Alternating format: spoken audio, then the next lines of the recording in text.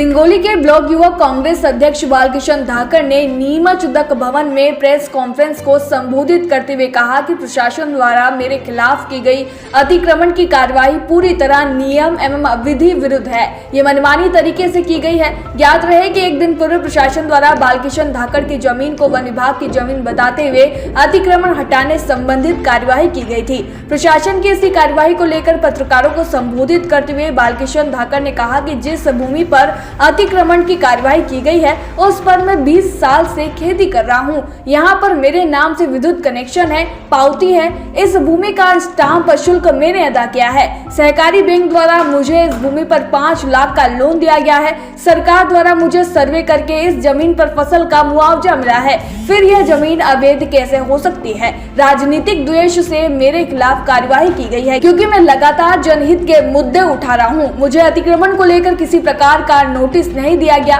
जो भूमि 70 बीघे की बताई जा रही है वह गलत है। मेरे पास केवल 35 बीघा ही जमीन है। प्रशासन द्वारा 80-90 पुलिस वालों को लेकर मेरी खड़ी फसल को नष्ट किया गया। प्रशासन की कार्रवाई से मुझे 30 लाख का नुकसान हुआ है, जिसके लिए मैं न्यायालय की शरण में जाऊंगा और लोकतांत्रिक तरीके से प्रशासन की गई कार्रवाई के विरुद्ध कदम उठाऊंगा। मैं कतई गलत नहीं हूँ। मेरे पास सभी रिकॉर्ड मौजूद है।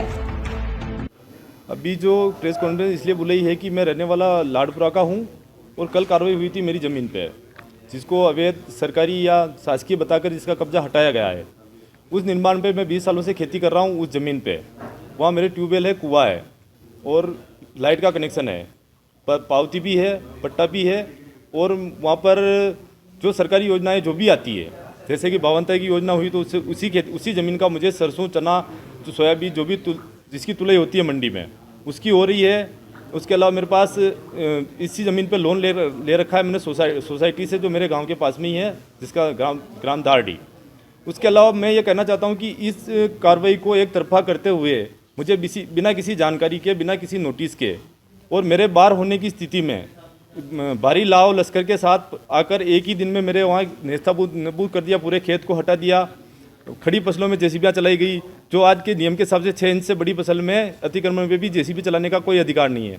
जहाँ मेरी 5 से 6 फीट की सरसों है, खाद बीज का मैंने खर्चा किया था बिना किसी इस बारे में सोचे और बिना किसी मेरे डॉक्यूमेंट को देखे और ना मुझे संतुष्ट किए हुए एक तरफा कार्रवाई करते हुए मेरे वहाँ पूरी फसल को बर्बाद कर दिया। मेरा वहाँ मकान बना था उसको भी तोड़ दिया और पूरी आसपास की दीवारें थी उनको भी तोड़ दिया। मेरे साथ क्यों हो रहा है ये तो एक तरह से राजनीतिक विषय हो सकता है, या फिर किसानों को टारगेट करने का मुद्दा हो, या समाज विषय से मान लो ऐसा कोई मुद्दा हो। लेकिन मैं इन बातों से पढ़ने से पहले ये करना चाहता हूँ कि मैं किसान हूँ और किसानों की बिना सुनवाई के, बिना किसी जानकारी के, बिना नोटिस के इस तरह जमीन हथियाना और कार्रवाई करके हटाना कितना वैध है। आगामी मेरा कदम मैं कोर्ट की शरण ले रहा हूँ।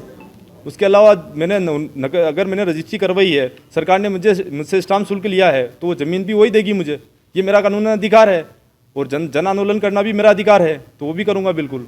मेरी ज़मीन जो है, प्रशासन बता रहा है कि आपकी ज़मीन रिजर्व फॉरेस्ट के अंदर है, लेकिन मैं 20 सालों से वहीं बैठा हूँ। तो अगर 20 साल तक उनको दिक्कत नहीं आई तो 20 साल में अचानक ये ज़मीन रिजर्व फॉरेस्ट में कैसे चली गई? जब 20 साल से बैठा था तो पहले भी कोई बता सकता था, लेकिन आज तक मुझे कोई नोटिस या कोई अतिक्रमण का नोटिस नहीं मिला। बिल्कुल, मुझे जब कमलनाथ जी की सरकार थी तो मुझे मुआवजा भी मिला था और अभी प्रधानमंत्री के जो 6,000 रुपये आते हैं साल के, वो भी आ रहे हैं। इस पर लोन भी है, सरकारी डीपी ट्रांसफार्मर लगा हुआ है और पावती भी है, नकल भी है, खसरा सारा कंप्लीट है मेरे पास, डॉक्यूमेंट जो भी होते हैं। पावती मेरे भाई और मेरे मिला के 35 बीघा की। प्रशासन की कार्रवाई एक तरफा थी मेरे हिसाब से। उन्होंने मुझे मौका देने का कहीं नहीं दिया इस बारे में कि ये कुछ कार्रवाई करे या कानूनी प्रक्रिया से रोक पाए। उनकी मंशा किसी भी हालत में अतिक्रमण हटाने की थी, इसलिए वो पूरा दबाव बना हुआ था कि किसी भी तरह से इसको हटाया जाए। मेरा कुल मिला के 20 से 25 लाख का नुकसान हुआ है, फसल और बाउंड्री वाल और मकान को मिला के। नीमच से अब्दुल अली रानी के साथ पवन राव शिंदे की रिपोर्ट।